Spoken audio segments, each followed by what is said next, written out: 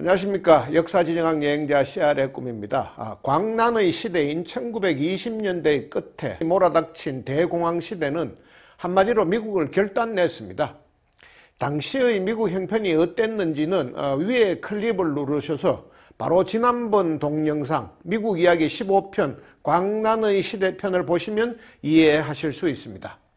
하여간 갑자기 몰아닥친 대공황의 여파로 자살자와 영양실조로 숨지는 사람이 속출하는 전대미문의 상황이 몰아닥쳤습니다.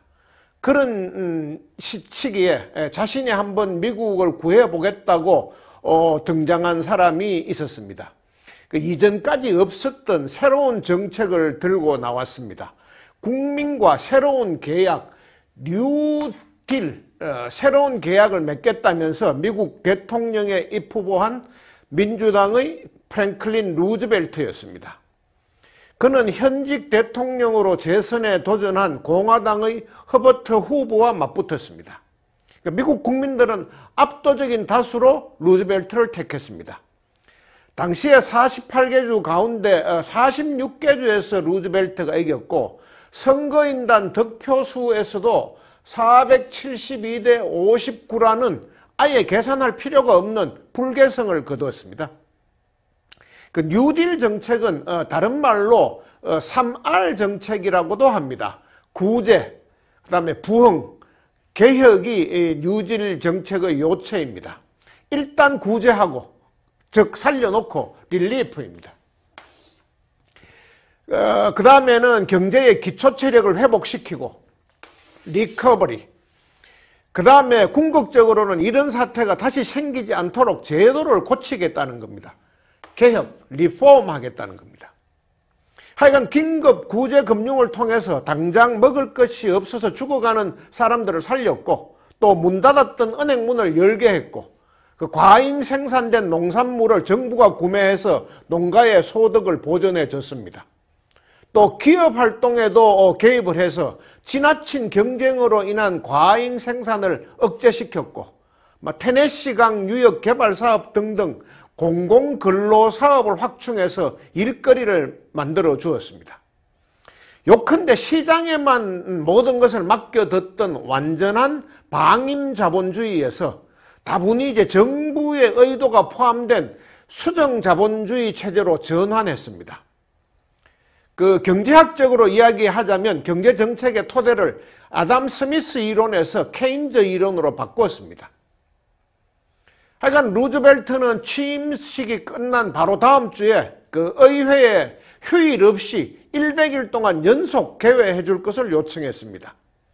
휴일을 챙겨가면서 일하기에는 사태가 너무 심각하다고 설득했습니다. 경제가 완전히 발등에 불이 떨어진 상태였고 또 선거에서 루즈벨트가 워낙 압도적으로 이겼기 때문에 민주당, 공화당 가리지 않고 순순히 동의했습니다. 실제로 1933년 3월 9일부터 6월 16일까지 정확히 100일 동안 하루도 빠지지 않고 의회가 열렸습니다. 토요일, 일요일도 없었습니다. 그때 열린 의회를 100일 의회라고 합니다. 그러니까 쉬지 않고 100일 동안 의회가 열린 것, 아마 그것도 미국 역사상 처음이자 마지막이 아닌가 싶습니다. 하여간 그 100일 동안 루즈벨트 행정부는 계속해서 새로운 정책, 뉴딜을 만들어냈고 의회는 관련된 법안을 통과시켜줬습니다. 그리고 국민들을 설득시키는 것은 루즈벨트의 목이었습니다. 지난 동영상에서 말씀드렸던 것처럼 노변담화, 파이어사이드 채트를 통해서 사실을 사실대로 정확하게 국민들에게 알리고 동의와 협조를 부탁했습니다. 그 후에 미국 경제는 되살아나기 시작했습니다. 1936년의 두 번째 대통령 선거에서는 루즈벨트가 재선된 것이 이제 두말할 필요가 없었습니다. 선거인단 득표수 차이가 무려 523대 8이었습니다. 1850년대에 이제 미국에서는 양당 체제가 성립됐는데 그 이후로 가장 큰 표 차이의 승리였고 그 기록은 아마 앞으로도 영원히 깨지기 어려울 것입니다. 그러니까 루즈벨트는 세 번째 대통령 선거, 그 다음에 네 번째 선거도 압도적인 표 차이로 승리했습니다. 3선 때는 449대 82, 그 다음에 4선 때는 432대 99로 이겼습니다. 뭐 재선 때보다는 낮아졌지만 여전히 넘을 수 없는 벽이었습니다. 공화당으로서는. 뉴딜 정책이라고 해가지고 모든 정책이 다 좋았던 것은 아닙니다. 성공했던 것도 있고 실패했던 것도 있습니다. 또 어떤 것은 헌법 위반이라는 판결도 받았습니다.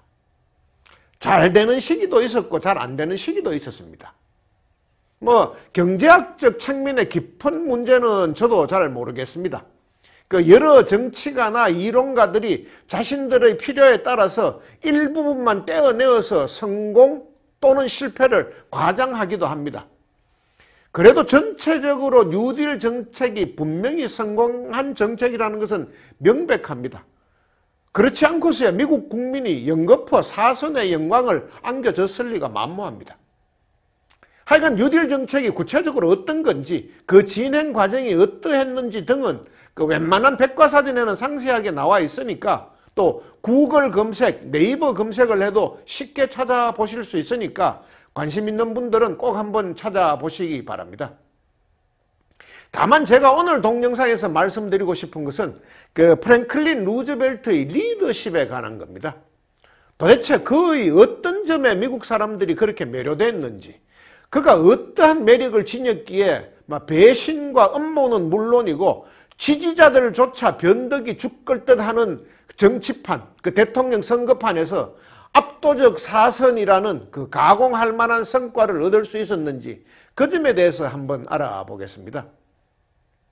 루즈벨트의 리더십을 말할 때 우리 나이로 40살, 만 39세에 그에게 다가왔던 전신마비 장애를 빼고는 이야기할 수 없습니다. 그 이전에 일단 프랭클린 루즈벨트가 어떤 인생을 살았는지 간단하게 살펴보겠습니다. 루즈벨트는 한마디로 금수저로 태어났고 엄친아로 자랐습니다. 1882년 대대로 뿌리를 내려왔던 뉴욕에서 태어나서 줄곧 그곳에서 성장했습니다. 초등학교는 아예 다니지 않았습니다. 가정교사, 개인 교수에게 수업을 받았습니다. 어린 시절에는 1년에 한 번씩 가족 단위로 유럽 여행을 할 정도의 준재벌급 집안이었습니다. 중고등학교도 사립기숙학교에 다녔고 대학은 하버드에서 역사를 전공했습니다. 대학원은 콜롬비아 법대를 다녔는데 재학 중에 변호사 시험에 합격하는 바람에 졸업은 하지 않았습니다. 결혼은 좀 빨리 했습니다. 대학원에 다니던 22살 때인 1904년에 했습니다. 상대는 당시 대통령이던 시어도 루즈벨트의 친조카인 엘리너 루즈벨트였습니다. 시어도 루즈벨트하고 프랭클린 루즈벨트가 어떤 관계인지는 조금 이따가 말씀드리겠습니다. 하여간 둘 다 잘 나가는 집안이었지만은 결코 정략 결혼은 아니었습니다. 둘이 우연히 만나서 연애를 했는데 양가에서는 둘의 결혼을 탐탁치 않게 여겼습니다. 서로 이제 상대방의 앞길을 막는다고 생각했습니다. 하여간 프랭클린 루즈벨트의 엄친아 코스는 결혼 후에도 계속됐습니다. 29살에 뉴욕주 하원의원 선거에 출마해서 당선됐고 이어서 뉴욕주 상원의원도 했습니다. 그리고 당시 대통령이던 우드로우 윌슨의 눈에 띄어서 해군 차관보에 임명됐습니다. 키 크고 잘생기고 머리 좋고 쾌활한 그의 존재를 민주당이 가만히 놓아두지 않았습니다. 1920년 대통령 선거 때 부통령 후보로 차출했습니다. 불과 그의 나이 38살이었습니다. 그런데 그 선거에서 졌습니다. 공화당의 워렌 하딩하고 민주당의 제임스 콕스가 대통령 후보로 맞붙었는데 공화당의 하딩이 이겼습니다. 제임스 콕스의 러닝메이트였던 루즈벨트도 등달아 패했습니다. 그런데 진짜 시련은 그 이듬해에 찾아왔습니다. 1921년 8월에 그 가족 휴양지인 캐나다에 있는 섬 캄포벨로의 펀디만이라는 곳에서 그 별장에서 쉬다가 한밤중에 갑자기 소아마비에 걸렸습니다. 병의 원인을 몰라서 의료진도 우왕좌왕하는 바람에 병을 더 키웠다는 말이 많습니다. 결국 이제 척수성 소아마비, 그 바이러스가 근육신경을 공격해서 발생하는 질병으로 판명났습니다. 그러니까 최근에는 그 병을 뭐 다발성 신경염 또는 뭐 길랭바레 증후군이라 그래가지고 뭐 다양한 병명으로 하여간 추측합니다. 근데 지금으로부터 정확히 100년 전인 그때로서는 소아마비 외에는 뭐 다른 병명을 찾아내지 못했습니다.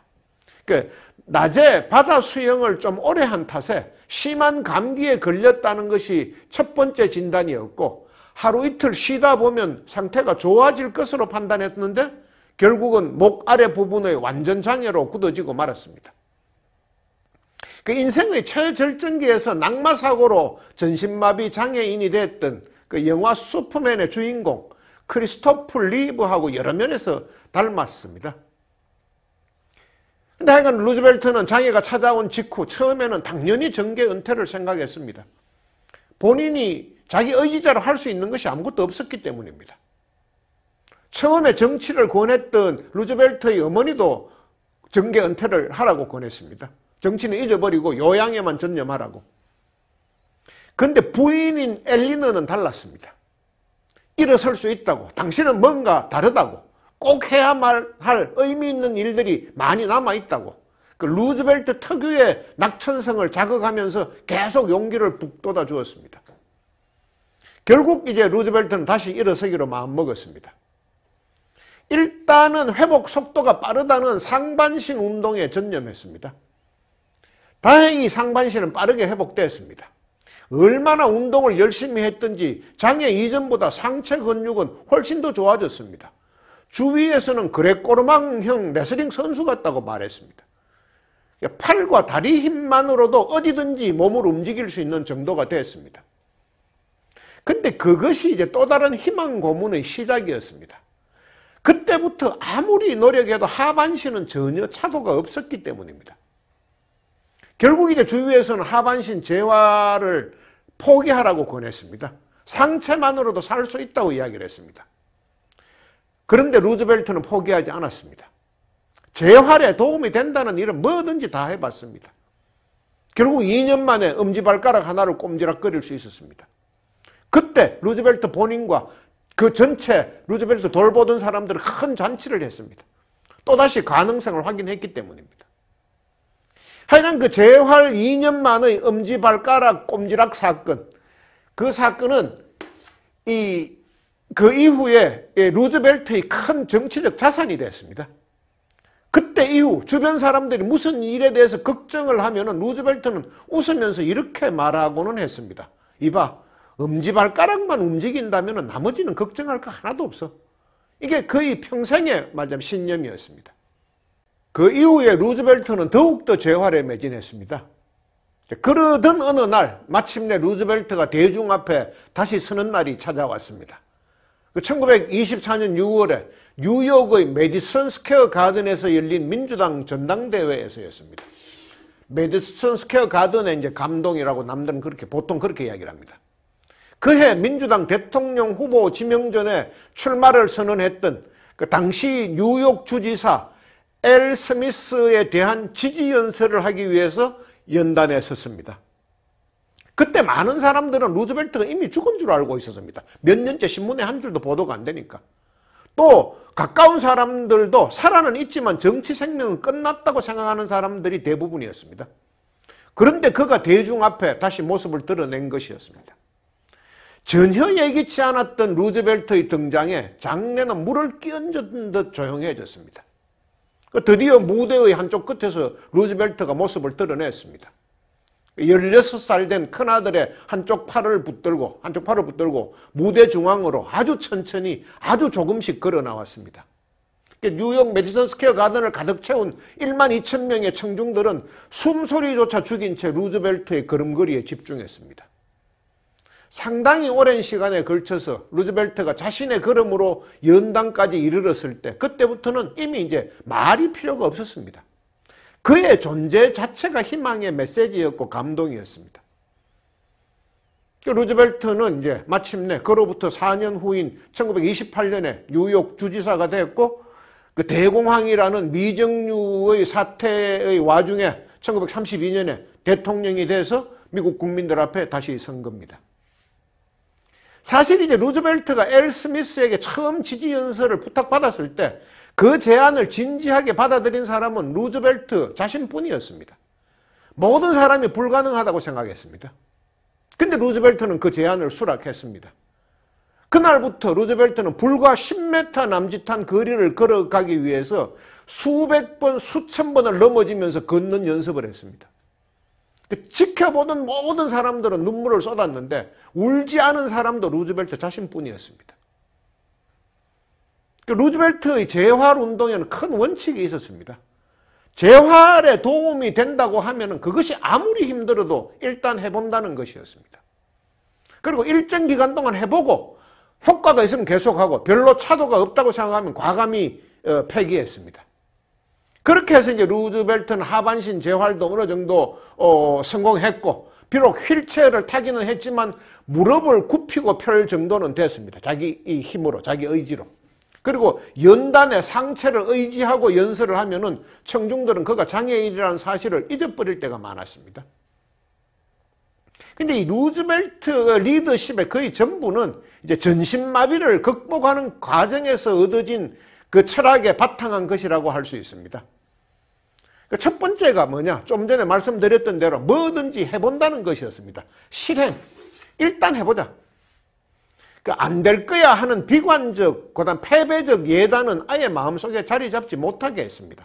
일단 해보고 효과가 좋으면 계속하고 별로 도움이 되지 않으면 그때 중단해도 늦지 않다는 것이었습니다. 그의 이제 대표적인 업적인 뉴딜 자체가 그런 철학을 바탕으로 하고 있었습니다.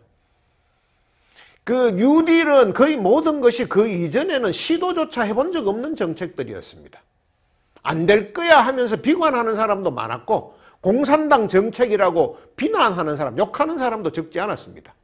그런 사람들에게 루즈벨트는 분명하게 이야기를 했습니다. 사람이든 기업이든 일단은 살려놓고 봐야 된다.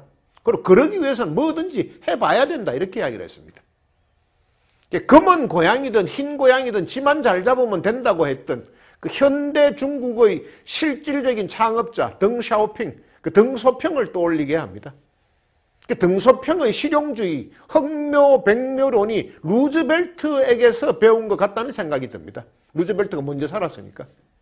그 현대그룹 창업자인 고 정주영 회장도 비슷했죠. 이봐 해봤어 하는 말은 정 회장이 살아생전에 가장 많이 가장 자주 했던 말이라고 알려져 있습니다. 시도해보기도 전에 안 될 핑계, 안 될 이유부터 찾았던 그 엘리트 책상 물림들의 비관주의를 혐오했다고 합니다. 그러니까 루즈벨트도 이봐 해봤어 주의자입니다.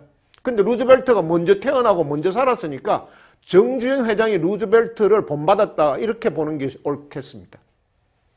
그 루즈벨트 리더십의 두 번째는 긍정의 리더십입니다. 긍정의 리더십. 그는 평생을 웃는 사람으로 살았습니다. 좀 오버한다 싶을 정도로 농담을 즐겼습니다. 그러니까 유머, 위트가 일상이었습니다. 그는 이 자신의 장애조차 농담의 소재로 삼았었습니다. 그러니까 어느 기자회견 때, 어느 모임 때 그 기자들의 질문이 끊이지 않았습니다. 그러자 그는 회견을 중단했습니다. 조깅하러 갈 시간이라고 했습니다. 그러면서 달리는 신용을 했습니다. 기자들은 아주 박장대소를 했습니다. 막 기자회견은 너무 당연하게 아주 부드럽게 끝이 났습니다. 그가 이제 사선에 도전할 때였습니다. 어느 날 갑자기 백악관 기자실의 모습을 드러냈습니다. 그 자기의 애견인 테리어종 팔라를 가슴에 안고 들어왔습니다. 이 팔라는 아주 유명한 개였습니다. 정적들이 자주 그 팔라에 대해서 시비를 걸었었습니다. 그 대통령이 가는 곳마다 개를 데리고 다닌다면서 그것이 예산 낭비, 혈세 낭비라고 그렇게 이야기를 했었습니다. 기자회견에 들어와서 루즈벨트가 말을 시작했습니다. 그 공화당 지도부는 내 아내와 자식들을 공격하는 것도 모자라서 이제는 이 작은 개 팔라까지 공격하고 있다. 내 가족들은 아무리 공격해도 잘 참지만 이 팔라는 잘 참지 못한다. 자신에 대한 공격에 몹시 붕괴하고 있다. 더 이상 팔라를 화나지 않게 해줬으면 좋겠다. 이렇게 이야기를 했습니다. 현장에 있던 기자들은 모두 큰 웃음을 터뜨렸습니다. 이 공화당 지도부는 졸지에 개와 싸우는 좀스런 무리가 되어버렸습니다. 하여간 루즈벨트는 어떤 상황, 어떤 어려움이 닥쳐도 웃으면서 헤쳐나갔습니다. 그러니까 비난과 비판도 농담으로 되받아쳤습니다. 루즈벨트의 전신마비 재활을 도왔던 한 스태프가 루즈벨트의 부인인 엘리너에게 이렇게 말했습니다. 프랭클린이 너무 과하게 밝은 척을 해서 오히려 부담스럽습니다. 그때 엘리너는 이렇게 답했습니다. 저 사람은 밝은 척을 하는 것이 아니고 태생적으로 낙천적인 사람입니다. 나는 저 사람이 걱정하거나 불평하는 것을 본 적이 없습니다. 이 대통령의 그 넉넉함과 편안함, 여유가 대공황과 2차 대전의 시련을 겪고 있던 국민들에게도 큰 안도감을 선사했습니다. 루즈벨트 리더십의 세 번째 비결은 따뜻함입니다. 박애주의. 아픈 사람, 힘든 사람, 약한 사람은 무조건 도와야 한다는 생각이었습니다. 지금까지 지속되고 있는 미국의 거의 모든 사회보장제도는 루즈벨트 때 만들어졌습니다. 소셜 시큐리티 연금, 실업수당, 장애인 수당 등등 대부분입니다. 루즈벨트는 원래부터 진보적인 인사였습니다. 모든 사람은 함께 잘 살아야 된다는 생각을 갖고 있었습니다. 그래서 당도 진보적 색채가 강한 민주당을 택했습니다.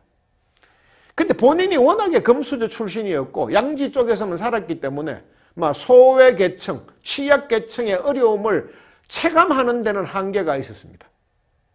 근데 본인이 아파 보니까 몇 년씩 자리에 누워 있다 보니까 그 사회적 약자에 대한 동병상련의 마음이 깊어졌습니다.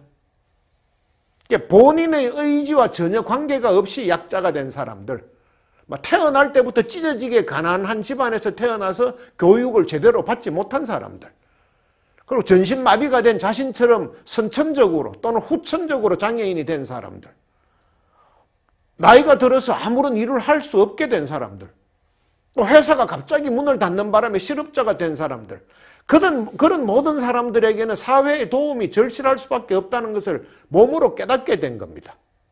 그러니까 머리로는 진즉의 진보주의자였는데 자기가 장애를 겪어보니까 가슴과 마음까지 진보주의자가 된 것입니다. 그리고 그는 이제 그 뉴딜 정책을 할 때도 그 뉴딜 정책의 목적도 분명하게 밝혔습니다. 뉴딜 정책은 부자들을 더욱 부유하게 하려는 것이 아니고 가난한 사람들도 더불어 같이 살 수 있게 만드는 정책이다. 이렇게 당당하게 이야기했습니다. 그러니까 루즈벨트는 이제 가난한 사람, 힘없는 사람들을 잊혀진 사람들, 포갓맨이라고 불렀습니다. 근데 그들을 이제 영원히 잊혀지게 해서는 안 된다고 했습니다. 포같은 맨들을. 루즈벨트가 대통령 후보로 나선 이후에 미국 정치 지형도가 변하기 시작했습니다. 그 사람들, 그 가난한 사람들, 못 배운 사람들은 그 이전에는 먹고 살기에 급급해서 정치에 아주 무관심했었습니다. 정치라는 것은 기득권자들의 유희 정도로만 생각했었습니다. 그런데 그런 사람들이 비로소 정치에 관심을 갖게 됐고 투표장에 나오기 시작했습니다. 그러니까 많은 정치학자들은 미국이 프랭클린 루즈벨트 시절부터 진정한 보통선거 1인 1표제가 확립됐다고 그렇게 평가합니다. 그 약한 자의 편에 서는 루즈벨트의 선택은 국제정치에서도 작용했습니다. 1941년에 공표된 대서양 헌장이 그 증거입니다. 대서양 헌장은 2차 대전이 끝나고 나면 그 이후에 어떻게 세계 질서를 만들까 그것을 미리 설계하고 원칙을 천명한 성명이었습니다. 그 합의 당사자가 루즈벨트하고 영국 수상 처칠이었습니다. 그 대서양 헌장의 요지는 이렇습니다. 1. 강대국이라고 남의 나라를 빼앗아서는 안 된다. 2. 2차 대전이 끝나면 더 이상 식민주의는 하지 않는다. 3. 과거에 빼앗았던 땅도 다 돌려준다. 4. 정치체제는 그 나라의 국민이 선택한다. 다른 나라에서 이래라 저래라 하면 안 된다. 5. 가난한 나라의 노동조건 개선과 사회보장은 잘 사는 나라들이 그렇게 협력해줘야 된다. 하나같이 금과 옥조입니다. 요컨대 살아있는 것은 모두 행복하라. 세계가 함께 노력해야 된다. 그런 것이었습니다. 대서양 현장을 발표할 무렵에는 미국은 이미 의심의 여지 없이 세계 최강대국의 위치에 올라 있었습니다. 그러한 미국이 먼저 기득권을 포기한 겁니다. 그러면서 당시까지 세계에서 가장 많은 식민지를 갖고 있던 영국도 물귀신 작전으로 끌어들인 겁니다. 그리고 다른 유럽 열강에도 그것을 종용했습니다. 그 유럽 열강들은 따라올 수밖에 없습니다. 왜냐하면 전쟁이 끝나면 미국에게 양식조차 원조를 받아야 할 처지였기 때문입니다. 이쯤 되면은 이제 루즈벨트가 죽었을 때 처칠이 인류와 역사는 그에게 빛을 줬다라고 했던 말, 그 말이 어떤 내용인지 이해가 되시리라고 생각합니다. 특히 이제 주목할 것은 카이로 선언입니다. 루즈벨트는 1943년 11월 22일부터 닷새 동안 영국의 처칠, 그 다음 중국의 장제스하고 이집트의 카이로에서 회담을 했습니다. 그 결과로 나온 공식 성명이 카이로 선언입니다. 2차 대전 후에 한반도의 독립을 선언한 최초의 국제적 선언이었습니다. 그 세 사람은 이제 in due course, 그러니까 적절한 때, 적절한 절차를 거쳐서라는 단서 조항을 달기는 했지만 지구상의 수많은 피식민지 국가 가운데서 콕 집어서 그전까지 거의 알려져 있지 않았던 한반도의 독립을 보장한다고 그렇게 천명을 했습니다. 이렇게 되면은 한국도 루즈벨트에게 얼마간의 빚을 졌다고 이야기할 수밖에 없겠습니다. 하여간 국제정치에서는 도덕성을 따질 수 없는 것이 일반적입니다만 루즈벨트는 그 국제정치에서도 도덕성을 발휘한 아주 드문 지도자 가운데 한 명이었습니다. 특히 이제 이 루즈벨트의 정치 철학은 그가 삼선에 성공한 직후 1941년 그 1월에 의회에서 했던 연설, 그 대통령 연두 교서에 확실하게 담겨 있습니다. 그는 그 이제 연설에서 미국과 세계가 펼쳐나갈 미래는 모든 사람에게 이 네 가지 자유는 확실하게 보장돼야 된다고 했습니다. 그 첫째는 하고 싶은 말은 할 수 있는, 어떤 말을 했다고 해서 잡혀갈 것을 염려하지 않아도 되는 언론과 표현의 자유. 두 번째는 비록 종교가 달라도 종교 때문에 차별받아서는 안 된다는 종교의 자유. 셋째, 이제 당장에 먹을 것을 걱정하지 않아도 되는 궁핍으로부터의 자유. 그리고 마지막은 공포로부터의 자유입니다. 이 당시가 2차 대전 시기였던 만큼 이 네 가지 마지막 그 공포로부터 자유는 주로 전쟁을 염두에 두고 했던 말입니다. 하여간 그 루즈벨트가 천명한 이 네 가지 자유, for freedom은 지금도 유효합니다. 지구상의 어떤 나라의 어떤 지도자이건 간에 국민으로부터 이 네 가지 자유를 제한하거나 박탈한다면은 그것은 절대 좋은 지도자가 아니고 시대 정신을 역행하는 겁니다. 특히 이제 어떤 명분을 붙이더라도 실제로 전쟁을 일으키거나 푸틴처럼 또 전쟁 분위기를 조성하는 지도자는 정말 최악의 지도자입니다. 전쟁은 한번 일어났다 하면 되돌리기 어렵고 피해가 너무 참담합니다. 하여간 루즈벨트의 세 번째 임기는 2차 세계대전하고 궤를 같이 합니다. 시기가 똑같습니다. 개전 초기 루즈벨트는 직접 참전을 하지 않았지만은 그 연합군에 대한 군수 지원하고 군비 정강에 아주 박차를 가했습니다. 그 뉴딜 정책 때도 그러했듯이 많은 정적들은 그것도 군사 개입이라면서 반대했습니다. 그렇지만 루즈벨트는 개의치 않고 자신의 뜻대로 밀고 나갔습니다. 그런 와중에 이제 1941년 12월에 일본이 진주만을 공격했습니다. 미국은 공식적으로 세계대전에 뛰어들 수밖에 없었습니다. 그리고 결국은 연합군을 리드해서 세계대전을 승리로 이끌었습니다. 루즈벨트의 판단과 결단이 옳았다는 것이 또 한 번 증명된 겁니다. 이제 그는 뭐 2차 대전 참전 결정 때도 물론이고 그 전쟁의 과정까지도 아주 소소한 것까지 국민들에게 수시로 보고하고 여론을 수렴했습니다. 그는 재임 기간 중에 무려 30번의 노변 담화를 했고 100회 이상 기자회견을 했습니다. 그 원고와 예상 질문이 있는 기자회견은 죽은 모임이라면서 항상 적석 질의를 요구했고 적석으로 응답을 했습니다. 정문적답이었습니다. 공간과 시간은 중요하지 않고 수시로 아무 때에서나 그렇게 했습니다. 그야말로 소통의 달인이었습니다. 이렇게 이제 미국과 세계의 역사에 큰 족적을 남겼던 루즈벨트는 어느 날 갑자기 소아마비가 걸렸 때처럼 어느 날 갑자기 죽음을 맞았습니다. 뇌출혈이 최종 사인이라고 밝혀졌지만은 그것을 앞당긴 것은 과로라고 의료진들은 말했습니다. 그 사망 2달 전쯤에 있었던 얄타 회담이 결정적으로 타격을 입혔다는 것이 중론입니다. 당초 이제 루즈벨트는 흑해 연안인 크림반도 얄타까지 날아갈 건강이 되지 않았습니다. 스탈린과 자신이 반반씩 양보해서 스코틀랜드점에서 만나기를 원했습니다. 근데 스탈린은 러시아 영토를 벗어나기를 전혀 이제 고려하지 않았습니다. 회담을 안 했으면 안 했지 러시아 밖으로 나갈 수는 없다고 고집했습니다. 2차 대전 이후에 평화로운 세계 질서를 만들고 싶었던 그게 필생의 꿈이었던 루즈벨트는 할 수 없이 흑해연안 얄타까지 찾아갔습니다. 1945년 2월에 겨울철 추운 날씨에도 울며 겨자 먹기로 6,000마일 1만 킬로미터를 날아서 얄타로 갔습니다. 소련의 협조 없이는 세계 평화의 꿈을 이룰 수 없었기 때문입니다. 하여간 이제 얄타에서 8일간의 회담을 마치고 돌아왔는데 돌아오자마자 루즈벨트는 유엔을 만들기 위해서 또 열심히 일을 했습니다. 당시 이제 이탈리아는 이미 항복을 했고 독일과 일본의 패전도 눈앞에 와 있던 상태였습니다. 2차 대전이 종전을 향해 치닫고 있었기 때문에 유엔의 기초를 만드는 것을 미룰 수가 없었습니다. 그러다가 그는 잠깐 쉬기 위해서 3월 말에 조지아주 웜스프링에 있는 자신의 별장으로 휴가를 떠났는데 그 운명의 그날 4월 12일 날 오후 1시 15분에 테이블에서 이런저런 업무를 보다가 갑자기 굴러 떨어졌습니다. 땅바닥으로. 그 뒷머리가 너무 아프다 하는 것이 그가 남긴 생의 마지막 말이 됐습니다. 인근 병원으로 급히 후송했지만 2시간 만에 사망했습니다. 병원에서 측정한 그의 마지막 혈압은 350에 190이었습니다.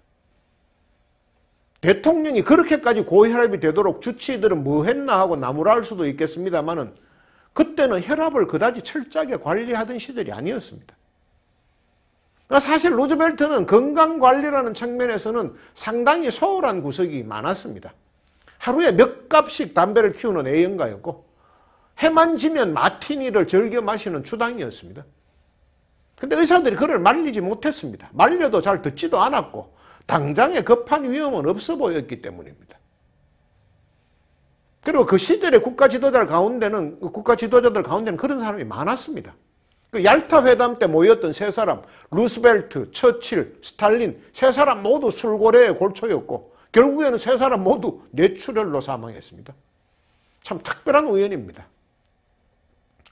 결과론적으로 말하면 루즈벨트는 사선에는 출마하면 안 되는 것이었습니다. 그 네 번째 대통령 선거를 앞두고 받은 종합검진에서는 고혈압, 동맥경화, 협심증, 심부전, 그야말로 다양한 심혈관 질환을 가진 것으로 드러났습니다. 그렇지만 그는 자신을 너무 과신했습니다. 그 전신장애를 이겨냈던 것처럼 그런 질환도 이겨낼 수 있다고 생각했습니다. 그리고 자신의 평생의 화두였던 그 세계 평화를 위한 국제기구 창설, 유엔을 자신의 손으로 꼭 만들어내고 싶다는 욕심을 이겨내지 못했습니다. 하여간 격동의 시대에 리더의 자질이 무엇인지 보여줬고 그 모든 것을 국민과 소통했던 루즈벨트는 그렇게 허무하게 국민들의 곁을 떠나갔습니다. 20세기의 대통령 가운데 가장 미국 국민들의 큰 사랑을 받았던 그 프랭클린 루즈벨트의 장례 행렬에는 무려 30만 명의 인파가 몰려서 그의 마지막 가는 길을 추모했습니다. 여담입니다만은 이제 루즈벨트가 사망한 후에는 특별한 법 하나가 만들어졌습니다. 아무리 뛰어난 대통령이라고 해도 한 사람이 사선까지 하는 것은 민주주의를 위협할 수 있다고 생각했습니다. 어떠한 상황에서도 대통령 임기는 2번을 넘길 수 없다는 조항이 헌법으로 만들어졌습니다. 수정헌법 22조입니다. 그 조항은 1951년에 발효돼서 오늘날까지 이루고 있습니다. 하여간 원래 오늘은 루즈벨트라는 성을 가진 미국의 두 대통령 26대 시어도어 루즈벨트하고 32대 프랭클린 루즈벨트 그 사이에 흡사 평행이론을 보는 것 같은 그 닮은 인생을 비교해 볼 참이었습니다만 오늘도 시간에 쫓겨서 그 다음으로 미뤄야 되겠습니다. 그 다음 시간에는 6대조 할아버지가 같았던 12촌 형제간인 이 두 사람의 너무나 닮았던, 그렇지만 결정적인 대목에서는 또 판이하게 다른 스탠스를 취했던 그 둘의 인생을 짧게 한번 비교해 보겠습니다. 그리고 수많은 건국의 영웅들을 비롯해서 링컨과 두 명의 루즈벨트 등 여러 명의 뛰어난 대통령을 가졌던 미국도 사람 하나 잘못 쓰면 어느 정도까지 망가질 수 있는지, 제도를 극도로 악용한 한 사람으로 인해서 얼마나 큰 상처를 입었는지 등을 한번 살펴보겠습니다. 또 주기적으로 불쑥불쑥 나타나서 미국을 뒷걸음치게 만드는 반지성의 역사에 대해서도 같이 한번 고찰해 보겠습니다. 오늘은 여기까지 하겠습니다. 감사합니다.